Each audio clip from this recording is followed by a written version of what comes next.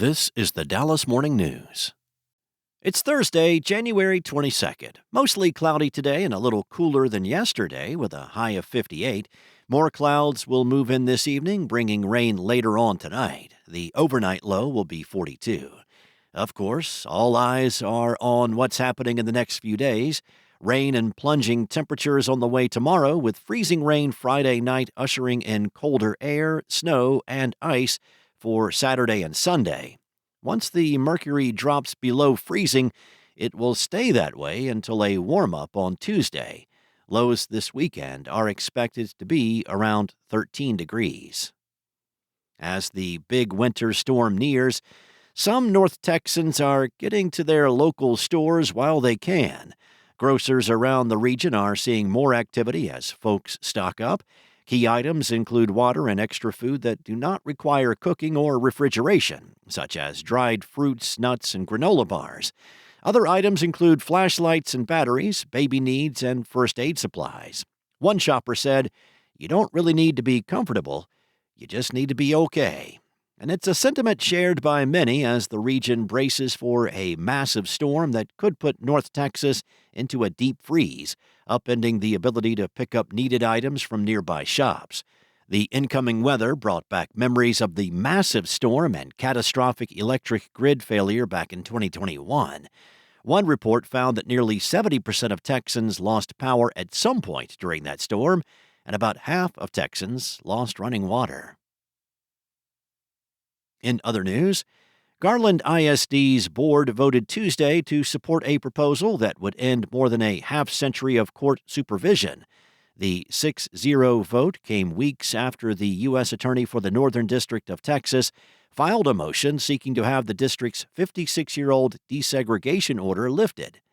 The motion also asked a federal judge to rule that the district had successfully eliminated segregation from its schools. Before the board's vote, Superintendent Ricardo Lopez emphasized that the district's campus choice system, which was put into place under the court order, would remain in effect. The system allows any student in the district to apply to attend any campus they choose.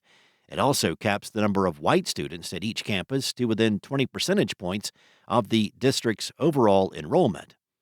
About 55% of Garland ISD's roughly 51,000 students are Hispanic, according to a December report. Almost 18% of students are black, almost 13% are white, and 10% are Asian. The district is home to 67 campuses and magnet programs. Next up, a man has been sentenced to life in prison and found guilty by a Collin County jury for the kidnapping and sexual assault of an 8-year-old child in Plano in the 90s. 65-year-old Nicholas Carney of Ardmore, Oklahoma, was sentenced to life in prison 34 years after the initial crime he committed was reported. In August 1991, an 8-year-old girl was kidnapped by a stranger from a community pool in Plano. Then in March 1999, a 9-year-old child was kidnapped in Dallas while walking home from school with a friend. In 2023, DNA from both cases was submitted for forensic investigative genetic genealogy analysis. Detectives determined Carney lived in the Dallas area at the time of both offenses, drove vehicles consistent with the descriptions provided by the victims, and possessed driver's license photographs consistent with the composite sketches. Detectives also learned that in 1980, while working in Oklahoma as an ice cream truck driver, Carney was convicted of exposing himself to a 6-year-old and attempting to lure the child into his vehicle.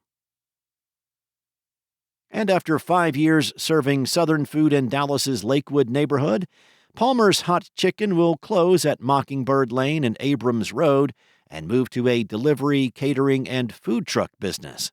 The news may come as a surprise for some who watched owner Palmer Fortune and his hot chicken shop featured on Food Network show Diners, Drive-Ins, and Dives with Guy Fieri in 2024. It's the second Diners, Drive-In, and Dives featured restaurant in Dallas to announce its closure within a week. Palmer's, known for its hot chicken sandwiches and pimento cheese grits, was not profitable, but Fortune hopes that selling hot chicken in other ways in Dallas could be. His team will move to a ghost kitchen in Garland, where they will make the same recipes without the dining room attached and make them available instead via DoorDash and Uber Eats delivery. Thanks for listening. For more on today's stories and the latest breaking news, including how the city of Dallas and others are preparing for the impending winter storm, visit dallasnews.com. Enjoy your day, and I'll be back tomorrow with more from the Dallas Morning News.